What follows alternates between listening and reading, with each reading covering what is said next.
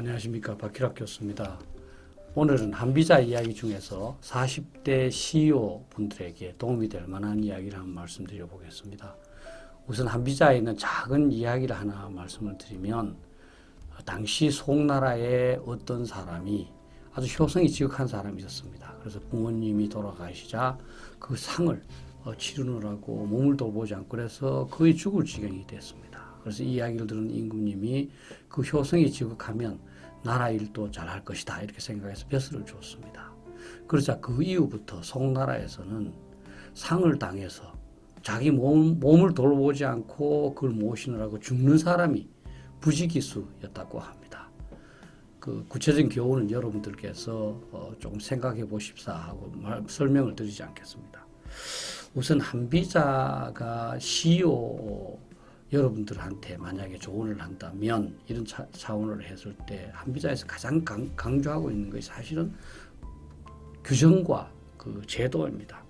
한비자는 그 동양에서는 굉장히 특이하게 유교 사상을 부정을 하고 있습니다. 유교 사상이라는 게 주로 공자와 맹자의 사상 아니겠습니까? 그죠? 그 유교 사상의 핵심은 이제 덕, 선, 이런 거 사람을 감화시켜서 공동체를 이제 발달시켜 있다는 거거든요.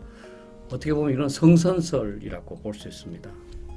그런데 한비자는 이 성선설을 부정합니다. 실제로 한비자는 성악설을 주장했다고 하는 그 순자로부터 이제 배우기도 했습니다. 그래서 인간은 그다지 선하지 않기 때문에 법, 규정, 제도와 같은 어떤 실제적인 통제 장치를 통해서 인간을 바른 길로 인도해야 된다 하는 것이 이제 그 한비자의 얘기입니다. 사실은 서양의 인식에 굉장히 그 근접되어 있다 이렇게 볼 수 있습니다. 저도 사실 이제 몇 년 전에 이 공자가 죽어야 나라가 산다 하는 책을 읽고 참 감명을 받은 적이 있습니다. 이때 김경일이라는 사람이 2005년도에 쓴 책인데요. 그 책에 의하면 공맹 사상의 어떤 근본 의도나 그런 것보다는 우리가 그 자기의 형식에 치우침으로써 오히려 나라를 이제 제대로 발전시키지 못하고 있다는 그런 내용이었습니다. 저도 거기에 공감을 하면서 조금 이제 그 공맹 사상의 본질을 보면 그것도 한비자의 생각처럼 실질을 통해서 부국강병하자 이런 얘기일 것 같습니다. 그래서 한비자는 법, 제도, 규정에 의존하는 것이 이제 부국강병이다. 그러면 여러분들께서도 이제 회사를 아마 경영을 하시면서 MT도 가시고 조직원들한테 잘해주려고 노력을 할 겁니다. 과연 그렇게 해서 성공을 할 수 있을까요? 규정과 제도를 잘 만들어 놓고 이 부하 직원들이 거기에 따르도록 하는 게 굉장히 중요하다는 겁니다. 실제로 이제 동양과 서양이 지금까지 계속 그 경쟁을 해왔다고도 볼 수 있는데요. 동양에서는 미리부터 이 많은 그런 좋은 그런 이상이나 이런 것들이 개발됐음에도 불구하고 현재 서양에 비해서 조금 이제 처지고 있는 것은 이러한 그 한비자가 말한 법, 제도, 규정을 중시하지 않은 건 탓이 아닌가. 그래서 여러분들께서도 진짜로 작은 중소기업에 그칠 것 같으면 상관이 없지만 대기업으로 가려면 회사의 법과 제도 규정을 정비하고 그에 따라서 부하 직원들이 일하도록 하는 게 중요하다 이렇게 봅니다.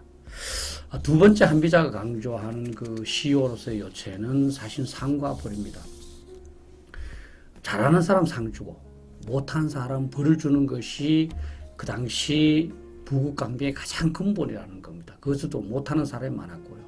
사실은 진시황 또 상당히 사람도 많이 죽이고 했습니다만 이 상과 벌이 분명했기 때문에 그때 그 통일을 할 수 있지 않았나 이렇게 생각을 합니다.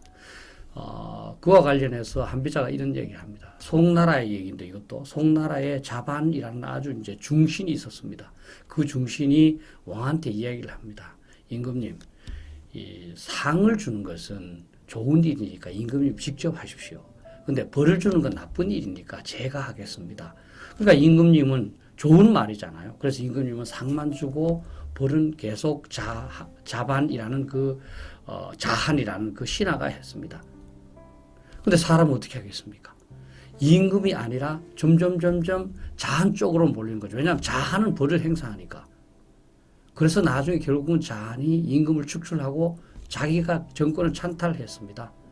그러니까 이 한비자가 하는 말은 그렇습니다. 자하는 벌 하나만을 자기가 함으로써도 정권을 찬탈했다. 그럼 상벌을 다 가지면 어떻게 신하가 찬탈하지 않겠는가. 그래서 임금은 꼭 스스로가 상벌을 직접 시행해야 한다고 강조하고 있습니다. 여러분들께서도 시효를 하시면서 상벌을 꼭 직접 하셔야 된다.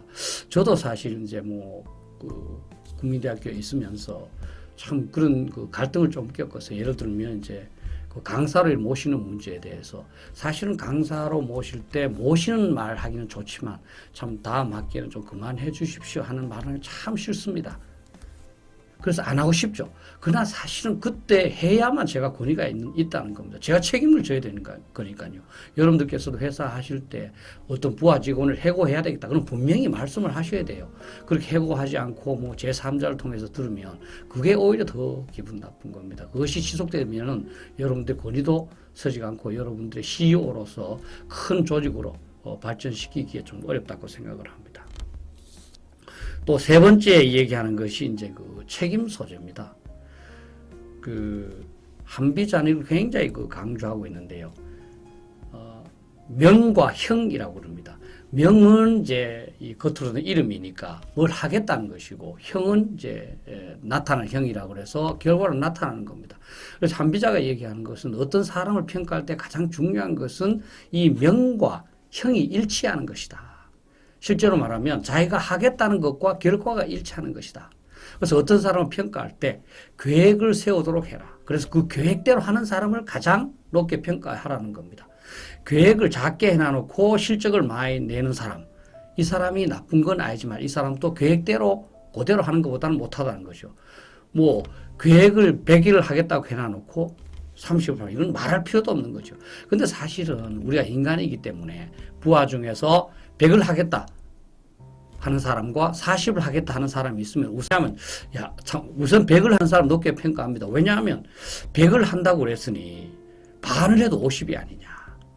근데 실제 대부분의 경우 100을 하겠다 하는 사람은 한 30 정도에 끝나고 40을 하겠다 하는 사람이 통상적으로 한 40 또는 한 50 정도 하는 그런 게 저는 지금까지 경험으로 보면 그런 것 같습니다. 그래서 여러분들께서도 이제 회사를 경영하실 때 실질과 그 다음에 주장 이것이 일치하도록 부하들을 만들어야 된다. 또 이제 한비자가 책임 소재와 관련해서 강조하는 게 직분을 분명히 갈라서 직분대로 해야 된다는 겁니다. 이제 한비자가 사용하고 있는 소재가 한나라의 얘기인데요. 한나라의 어떤 왕이 하루 이제 술이 좀 취하고 그래서 잠이 들었습니다. 이제 침소에 안 들어가고 그냥 이제 책상에 앉아서 잠이 들었는데 그거를 본 이제 의관을 담당하는 사람이 그걸 봤습니다. 그래서 이불을 덮어줬어요. 그래서 아침에 일어나니까 다행히 이 왕은 술이 취해서 그냥 책상에 잠이 들었는데도 불구하고 이제 감기도 안 걸리고 잘 됐어요. 그래서 물어봅니다. 아니 지난 밤에 내가 술이 취해서 그냥 잠이 들었는데 누가 이걸 덮어줬느냐. 그러니까 관을 담당하는 사람이 덮어줬다는 거죠. 그래서 그러면 침구를 담당하는 사람은 자기는 좀 몰랐다는 거죠. 그래서 이 한나라의 왕은 두 사람을 다 처벌합니다. 한 사람은 너는 의관 담당인데 왜 이불을 덮어줬느냐. 그 다음 친구 담당은 너 왜 직분을 잘 못했느냐. 사실 회사를 경영하시다 보면 또 이제 작은 회사일수록 그렇습니다만 어떤 일이 있을 때 막 자기 일이든 아니든 적극적으로 이제 막 나서서 하는 사람을 굉장히 중시합니다. 근데 그게 큰 조직으로 하면 잘못된다는 겁니다. 각자가 해야 할 일을 철저히 나눈 다음에 자기가 분명히 해야 할 일을 하고 그 다음에 자기가 아닌 일은 다른 사람이 하도록 해야 된다는 거죠. 그렇게 해야 책임 소재가 분명한 겁니다. 사실 책임 소재를 불분명하게 하면 잘 될 때는 문제가 없어요. 잘못됐을 때는 전부 다 책임을 회피하는 겁니다. 또 어떤 일이 생겼는데 여러분들 CEO께서 지시하지 않으면 안 하는 거죠. 왜냐하면 책임 소재가 불분명하니까. 그래서 이 책임 소재를 분명히 하는 것도 결국은 이제 상벌로 연결되는 것이고요.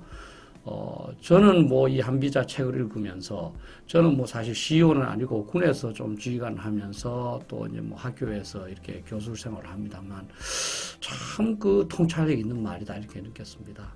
오늘 제가 조금 제가 읽은 말을 여러분들한테 조금 해석해서 들려드렸는데 도움이 됐으면 좋겠습니다. 감사합니다.